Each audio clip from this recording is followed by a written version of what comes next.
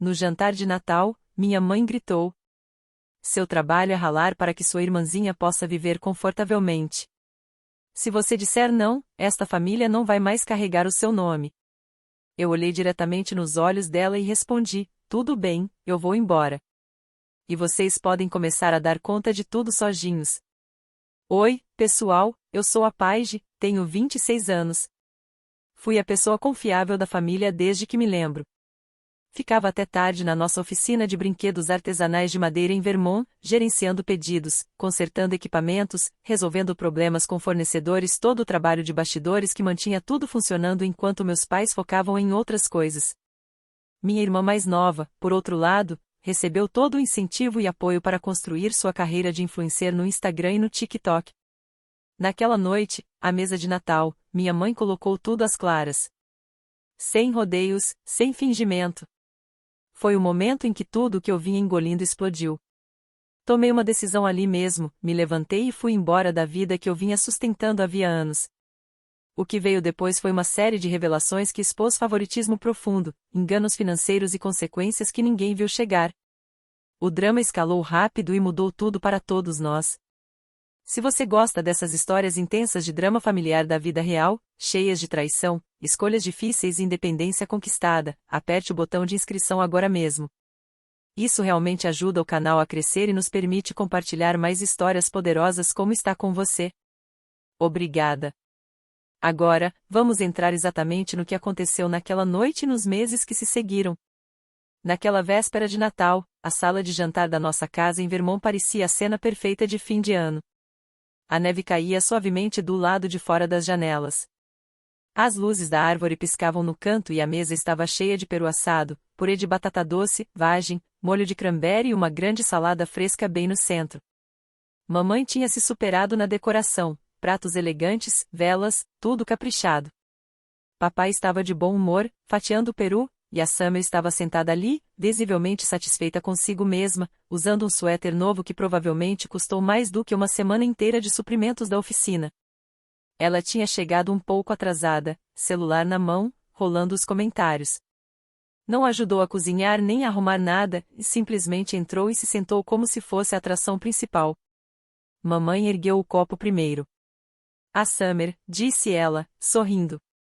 Por alcançar esse novo marco de seguidores e fechar aquele grande contrato com a marca de cosméticos que está por vir. Você está construindo algo realmente especial, querida. Papai concordou com a cabeça. Patrocinadores estão aparecendo de todos os lados. Isso é potencial de verdade. Summer abriu um sorriso enorme. Obrigada, gente. O canal está crescendo rápido. Esse contrato pode abrir muitas portas. Mais colaborações, talvez até uma viagem para produzir conteúdo. Todos brindaram, focados nela. Eu fiquei ali sentada com o garfo na mão, ouvindo os elogios. Eu tinha passado a manhã inteira na oficina, desde cedo, finalizando pedidos personalizados que chegaram de última hora, garantindo que tudo fosse enviado antes do fim da correria das festas. Alguns dias antes, eu tinha recebido um e-mail empolgante, uma carta de intenção de uma grande rede nacional de varejo de brinquedos. Eles estavam interessados em vender nossos brinquedos de madeira artesanais nas lojas deles no próximo período de festas, potencialmente milhares de unidades, se as amostras fossem aprovadas e conseguíssemos escalar a produção. Teria sido um divisor de águas para o negócio, a receita estável de que precisávamos desesperadamente. Esperei uma pausa na conversa e então falei: ei, eu também tenho uma boa notícia. Acabei de receber uma carta de intenção daquela grande rede de brinquedos com quem estamos conversando. Eles estão realmente interessados em colocar nossa linha nas lojas no ano que vem. Pode significar um pedido enorme, se entregarmos os protótipos no prazo. Mamãe me lançou um olhar rápido e voltou a atenção para Summer. Papai continuou fatiando o peru. A mesa ficou em silêncio por um segundo, mas ninguém pediu mais detalhes. Em vez disso, mamãe pousou o copo e me encarou. Paige, você nasceu para cuidar da oficina para que a Summer possa focar no futuro dela. É assim que funciona. Algumas pessoas constroem a base, outras brilham por cima. Papai completou: sua irmã tem talento de verdade online. Você é melhor na parte prática, em manter tudo funcionando direitinho lá atrás. A Summer continuava olhando o celular, quase sem levantar a cabeça. Senti aquelas palavras baterem forte, como se tudo que eu tinha feito ao longo dos anos fosse descartado em uma única frase. Todas as noites virando lixa nas peças, negociando com fornecedores para reduzir custos, redesenhando brinquedos populares quando as vendas caíam, consertando os tornos antigos quando quebravam. Nada daquilo parecia importar naquele momento. Coloquei o garfo devagar sobre o prato. O ar na sala ficou pesado. Mamãe continuou: nós te apoiamos com o negócio, e agora é a sua vez de continuar apoiando o crescimento da Summer. Isso é família. Fiquei olhando para o prato por alguns segundos, a raiva crescendo em silêncio. Depois, olhei novamente para Summer, todos ainda sorrindo para ela, esperando a próxima atualização. Eu me levantei, a cadeira arranhou o chão. Levei a mão ao lado, desprendi a carteira do bolso que tinha meus cartões pessoais e o cartão de crédito da empresa, que eu usava há anos para comprar suprimentos, pagar fretes e consertos de emergência. Segurei a carteira sobre a mesa por um instante e então a deixei cair com cuidado dentro da grande tigela de salada.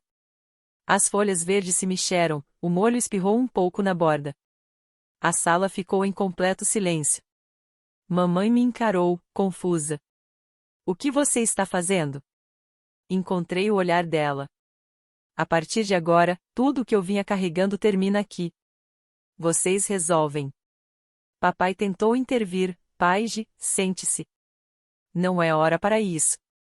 Mas eu já estava pegando meu casaco na cadeira. A Summer finalmente levantou os olhos do celular, as sobrancelhas erguidas. Caminhei até a porta, botas calçadas, chaves na mão. Do lado de fora, a neve caía constante, as luzes da entrada brilhando suaves. Entrei na caminhonete, liguei o motor e fui embora sem olhar para trás. 30 minutos depois, cheguei ao pequeno apartamento que eu vinha alugando em segredo havia 18 meses, na beira da cidade vizinha.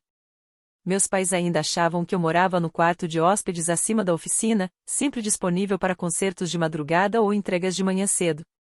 O lugar era simples, um quarto, uma kitnet, silêncio. Eu pagava por ele com trabalhos extras de design freelance que fazia nos fins de semana. Eles não sabiam do dinheiro que eu tinha guardado, em vez de gastar em mais melhorias na oficina que eles já davam como garantidas. Pendurei o casaco, sentei no sofá e deixei o silêncio me envolver. O celular no bolso começou a vibrar quase imediatamente, ligações e mensagens iluminando a tela. Não olhei nenhuma. Pela primeira vez em anos, o peso parecia menor. Fiz uma xícara de chá, observei a neve pela janela e fui dormir cedo. Dormi a noite inteira, sem interrupções. Naquela mesma noite, depois de chegar ao apartamento, não perdi tempo. Sentei com o laptop e a primeira coisa que abri foi o aplicativo do banco. A transferência automática estava lá, $2.800 todo mês, há 4 anos, indo direto para o aluguel caro dos meus pais. Eles sempre apresentaram isso como uma ajuda temporária depois de alguns investimentos ruins, mas aquilo tinha virado permanente, liberando o dinheiro da oficina para outras coisas. Fiquei alguns segundos com o cursor sobre o botão de cancelar e então cliquei. A confirmação apareceu na tela: transferência programada encerrada.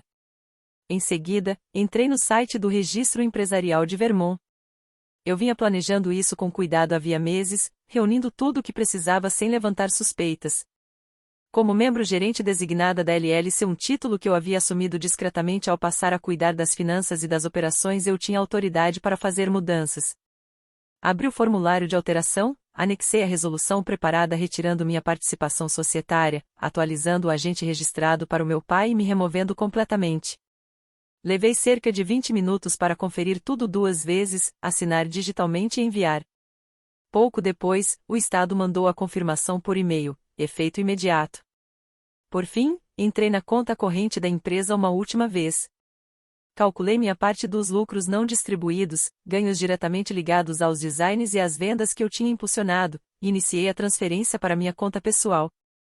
Era apenas o que me pertencia de direito, com base nos registros. O saldo restante cobriria as obrigações atuais até que eles se ajustassem. Fechei o laptop e fui dormir. Nenhum alerta, nenhuma emergência me puxando de volta. A manhã chegou silenciosa. Era, de fato, o dia de Natal. Fiz café, Chequei os e-mails de Freelas e comecei a trabalhar em um pedido de um cliente, uma nova variação de um quebra-cabeça de madeira. Foi então que o telefone começou a acender. Primeiro, uma chamada perdida da mamãe por volta das 9. Depois, do papai. Ao meio-dia, as mensagens começaram a inundar a tela. Mamãe veio com raiva, me ligue imediatamente. O que você fez ontem à noite foi infantil. Papai, volte hoje. Precisamos colocar juízo em você. Summer, você estragou o Natal. Todo mundo está chateado por causa do seu drama. Deixei o celular virado para baixo no balcão e continuei trabalhando. No dia seguinte, mais ligações se acumularam. As mensagens mudaram um pouco de tom. Mamãe, onde você está? Pelo menos avise que está segura. Papai tentou ser prático, algumas contas venceram. Precisamos organizar o acesso.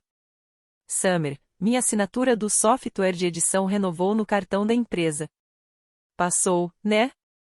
Ignorei tudo, focando nos esboços e nos pedidos de material para meus projetos paralelos.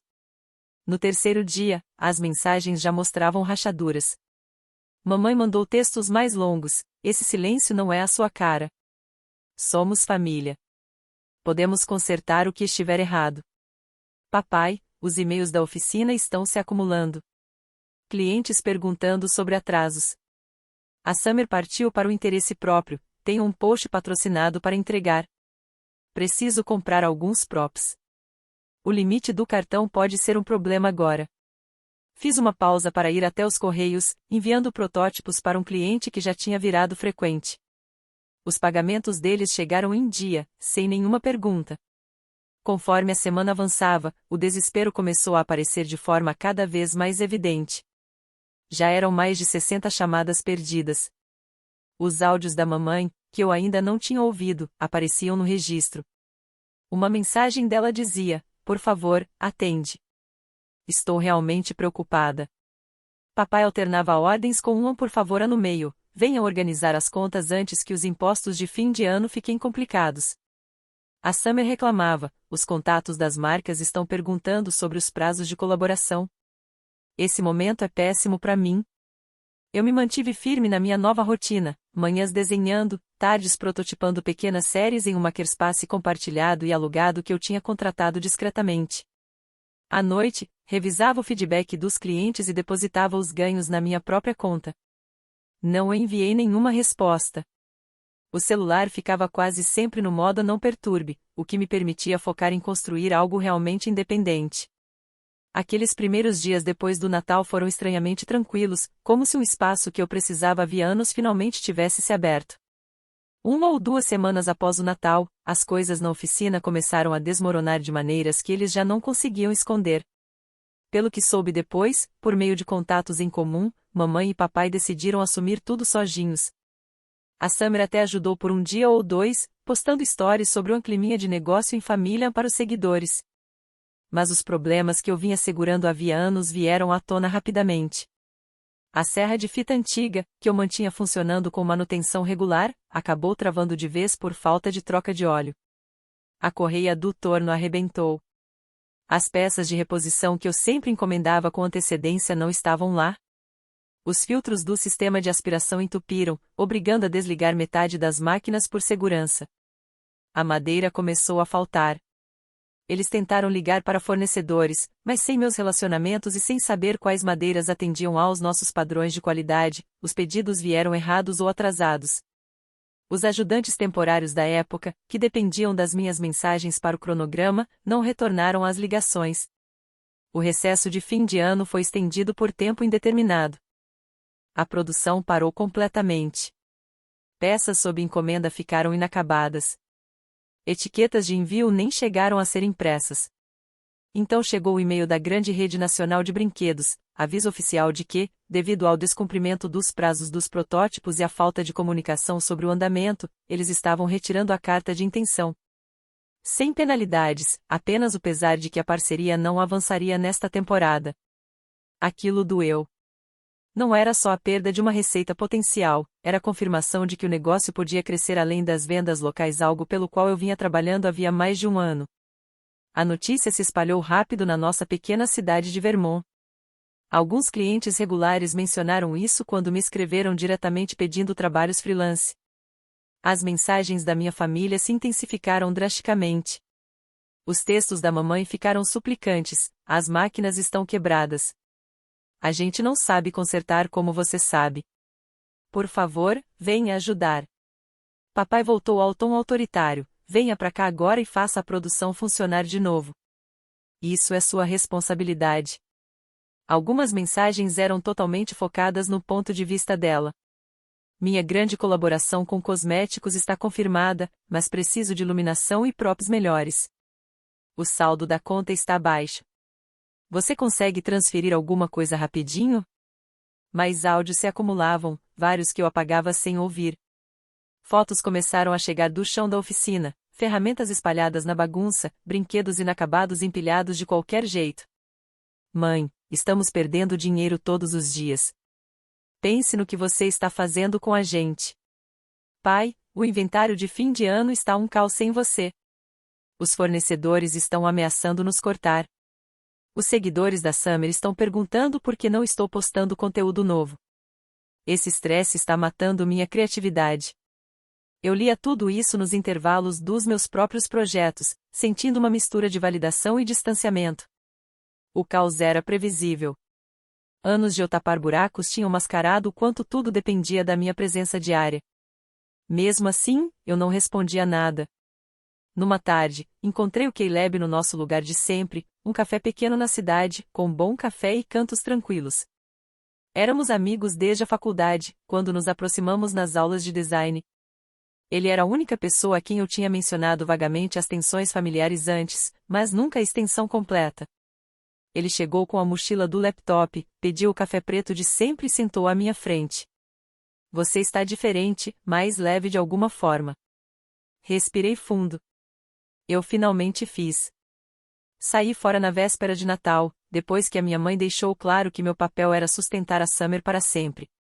Os olhos dele se arregalaram enquanto eu contava tudo: o favoritismo desde a infância, eu cuidando do trabalho de verdade na oficina desde a adolescência enquanto a Summer tinha carta branca para as aventuras online, as noites viradas consertando erros de pedidos do meu pai, negociando melhores condições com atacadistas, redesenhando os campeões de venda quando as tendências mudavam. Contei como eu tinha construído clientes freelance em segredo, alugado o apartamento, preparado a papelada para sair de forma limpa, e então o jantar. A notícia ignorada sobre a rede de brinquedos, a declaração direta da minha mãe, e o momento em que joguei a carteira na salada como um limite definitivo. O Caleb ouviu sem interromper, mexendo o café devagar. Isso é pesado. Você estava carregando a operação inteira sozinha. Assenti com a cabeça. Basicamente. E agora eles estão percebendo. Ele se recostou na cadeira. E essas mensagens? Mostrei algumas das mais recentes no celular. Os apelos emocionais da mamãe, as exigências do papai, as reclamações da Summer sobre o cronograma de conteúdo estar sendo prejudicado. Eles estão em pânico porque a grande oportunidade foi perdida. Não tem ninguém lá para tocar os protótipos ou gerenciar os prazos. Caleb balançou a cabeça.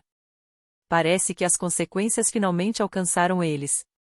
Você está bem com esse silêncio? Estou. Pela primeira vez, não estou correndo para consertar tudo. É libertador. Conversamos mais do que o planejado, sobre minha agenda de freelas que estava enchendo e ideias para brinquedos de pequena escala que eu poderia produzir de forma independente. Ele me incentivou, sem julgamentos. Quando voltei dirigindo para o apartamento, o peso do desespero deles parecia distante. Os problemas da oficina agora eram deles. Agora, cerca de 3 semanas depois do Natal, eu estava mergulhada em um projeto freelance quando meu telefone vibrou com um número desconhecido. A mensagem era curta: Oi, Paige, aqui é a tia Diane. Precisamos conversar. Você pode se encontrar comigo amanhã?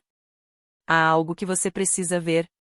Eu não tinha notícias da Diane, a irmã mais velha da minha mãe, havia anos. Ela tinha se mudado para uma cidade a algumas horas de distância depois de uma briga séria com a minha mãe, quando eu ainda estava no ensino médio. Respondi apenas assim e combinamos um horário em um diner de beira de estrada, mais ou menos no meio do caminho entre nós. No dia seguinte, dirigi com a neve ainda espessa cobrindo a estrada.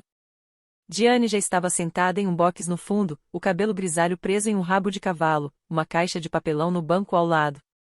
Ela se levantou e me abraçou assim que me aproximei. Você cresceu, disse, analisando meu rosto. Senta.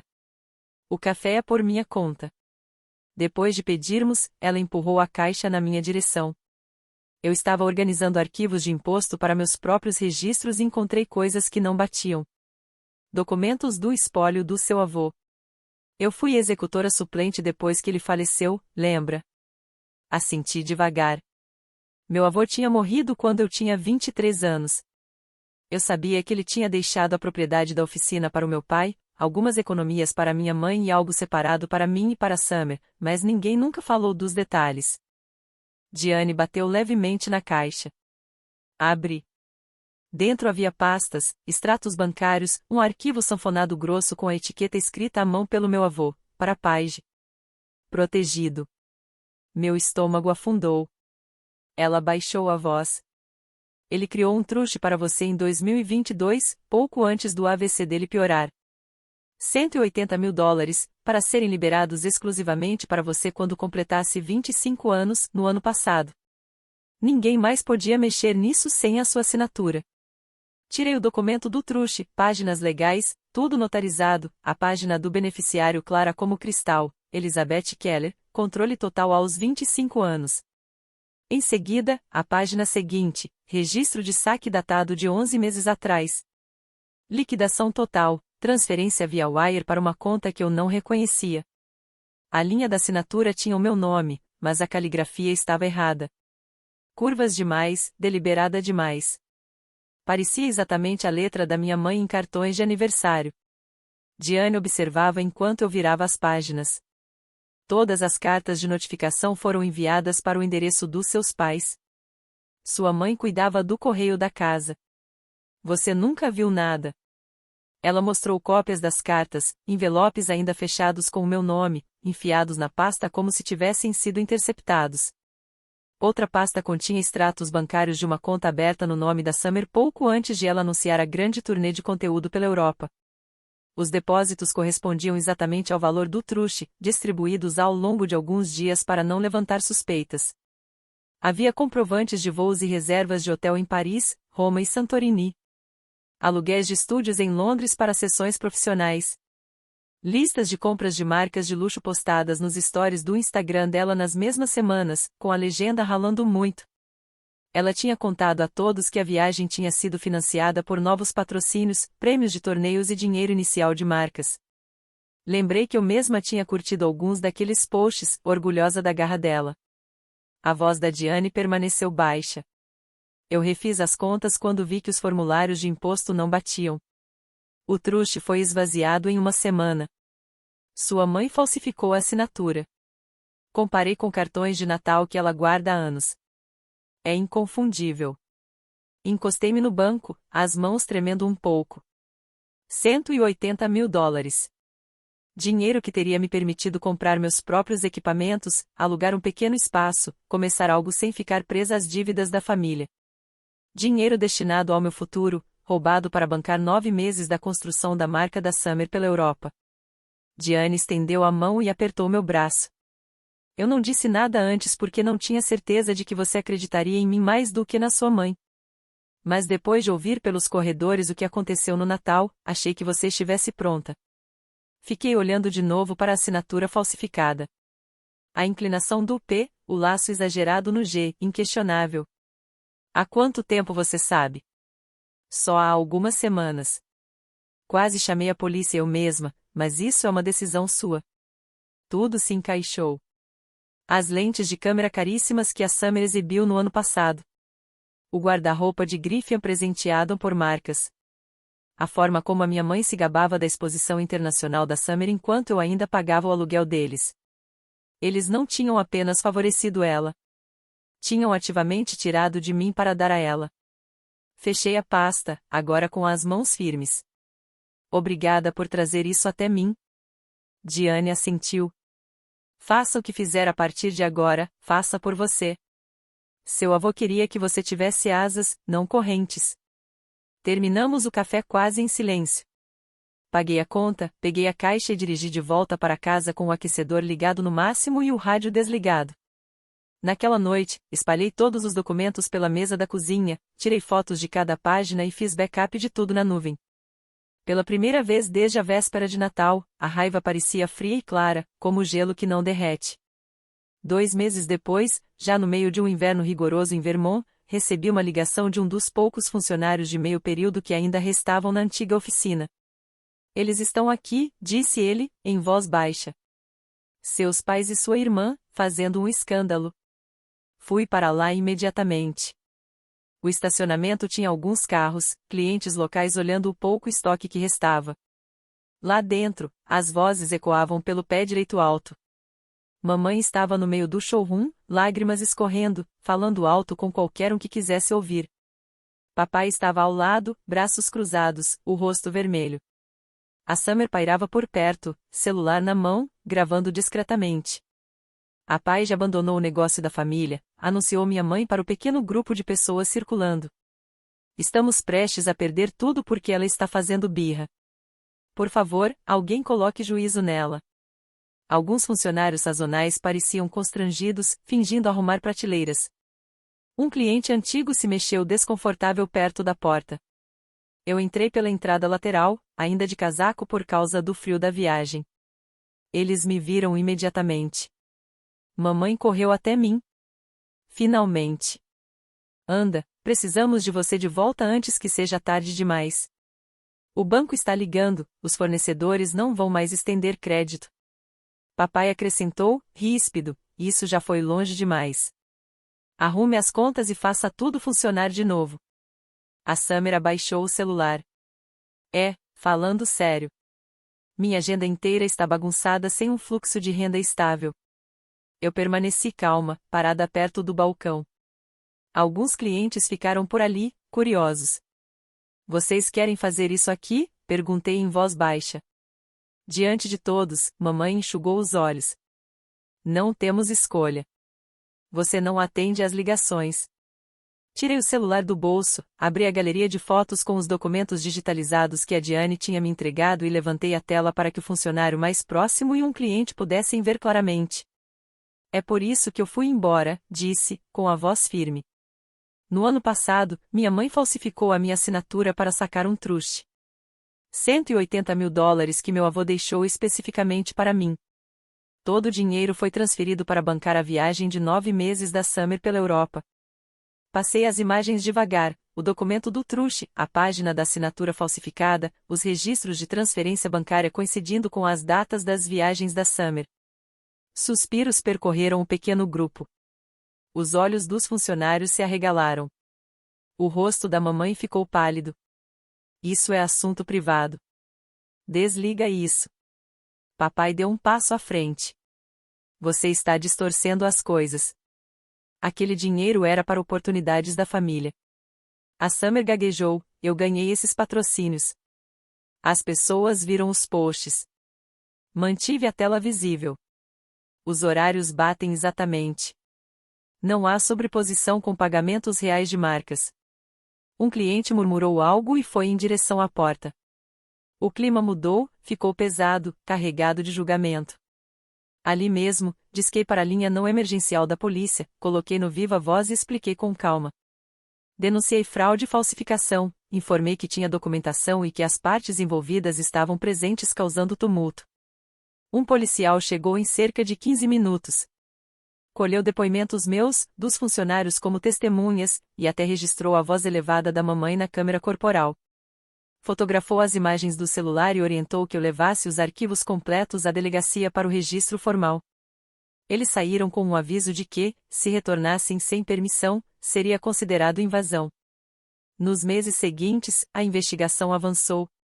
Detetives solicitaram registros bancários. A análise grafotécnica confirmou que a falsificação correspondia à caligrafia da minha mãe. Advogados entraram em cena, os deles tentando um acordo, o meu apresentando as provas claras. O Ministério Público ofereceu um acordo para evitar julgamento. Ambos os meus pais se declararam culpados por fraude e falsificação. 2 anos de liberdade condicional para cada um, 300 horas de serviço comunitário e restituição integral por meio da liquidação dos ativos do negócio. A oficina e os equipamentos foram vendidos em leilão para uma rede regional por muito menos do que valiam. Com o estoque reduzido, a reputação abalada, depois de quitados os empréstimos bancários e as taxas legais, cerca de $110.000 vieram para mim como restituição. Assinei os papéis finais sem vê-los novamente. Ordens de não contato faziam parte do acordo. Todo o processo pareceu clínico, inevitável. Não houve gritos, nem lágrimas dramáticas no tribunal, apenas consequências colocadas de forma clara. 20 meses depois, em um dia quente de verão em Vermont, eu estava na minha própria pequena oficina, lixando a última peça de um novo pedido. O espaço era modesto, uma unidade alugada em um prédio compartilhado de makers na periferia da cidade, com boa luz e espaço suficiente para algumas máquinas usadas que eu tinha comprado. Dei a ela o nome de Pages and Crafted Toys, mantendo tudo simples. Sem legado familiar envolvido. O negócio cresceu de forma constante desde o início.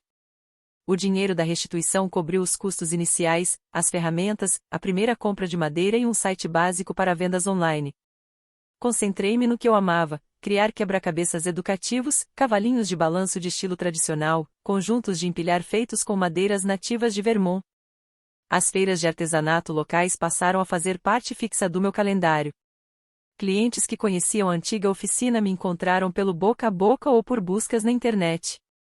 Muitos diziam preferir o toque pessoal. Sem dramas de intermediários. Os pedidos chegavam em ondas constantes, escolas comprando conjuntos para salas de aula, pais procurando presentes de aniversário, até algumas boutiques vendendo séries limitadas. A receita cobria as contas e ainda sobrava para poupar. Contratei uma ajudante de meio período para as épocas mais movimentadas, alguém confiável, que valorizava horários justos. A vida entrou em um ritmo que eu controlava totalmente. Manhãs desenhando novas ideias, tardes construindo, noites embalando e enviando pedidos. Fins de semana livres quando eu queria trilhas nos arredores ou café com o Caleb. Por meio de conhecidos em comum, eu ouvia atualizações ocasionais sobre os outros. A Summer tentou manter a carreira de influencer. Passou a postar conteúdos mais acessíveis, resenhas de maquiagem de farmácia, rotinas em casa, mas sem cenários luxuosos ou ensaios internacionais, o engajamento caiu. Seguidores deixaram de seguir aos poucos. Marcas cancelaram parcerias quando os números despencaram. No fim, ela arrumou um trabalho de meio período em um balcão de cosméticos no shopping local, demonstrando produtos e passando vendas no caixa. O salário pagava o aluguel de um pequeno apartamento que ela dividia com uma colega. Meus pais venderam a casa grande depois que os termos da liberdade condicional e da restituição foram finalizados. Reduzir o padrão de vida não era mais uma escolha. Mudarão-se para um aluguel de um quarto em uma parte menos valorizada da cidade. Simples, porém acessível. Meu pai passou a trabalhar à noite como segurança em um complexo de galpões horário fixo, sem benefícios. Minha mãe limpava quartos em uma rede de hotéis de padrão médio, nas primeiras horas da manhã, chegando ao fim do dia com as costas doendo. Eles davam conta do dia a dia como podiam, preparando marmitas, pegando ônibus quando o conserto do carro ficava caro demais. Nada de restaurantes ou compras por impulso. Eu nunca procurei contato. Números bloqueados, redes sociais deixadas de seguir e com restrições. Sem cartões de fim de ano, sem visitas inesperadas. A ordem de não contato do acordo ajudou, mas mesmo sem ela, o limite teria permanecido firme. O Caleb me perguntou uma vez se eu me sentia culpado observando tudo de longe. Pensei um pouco antes de responder. Não. Eu não causei as escolhas deles. Eu apenas parei de sustentá-las. Minha nova oficina cheirava a serragem fresca e verniz todos os dias. As prateleiras se enchiam de peças prontas, aguardando as caixas. E-mails de clientes agradeciam pelos trabalhos personalizados, e os depósitos chegavam em dia. Numa noite, enquanto eu finalizava um cavalinho de balanço com detalhes entalhados à mão, dei um passo para trás e olhei ao redor. Tudo ali era meu. Construído a partir de decisões que tomei sozinha, de habilidades que aperfeiçoei ao longo de anos. Eu não estava em busca de vingança. Não comemorei as dificuldades deles nem desejei algo pior. Eu simplesmente fui embora e criei uma vida em que meu esforço era direcionado aos meus próprios objetivos. Família deveria ser baseada em respeito mútuo e apoio, não em sacrifício infinito de uma pessoa para que as outras possam viver às custas dela. Quando esse respeito desaparece, ficar só te esgota ainda mais. Sair foi difícil, mas foi a escolha certa. Construir algo novo, nos meus próprios termos, tem sido a melhor parte de tudo.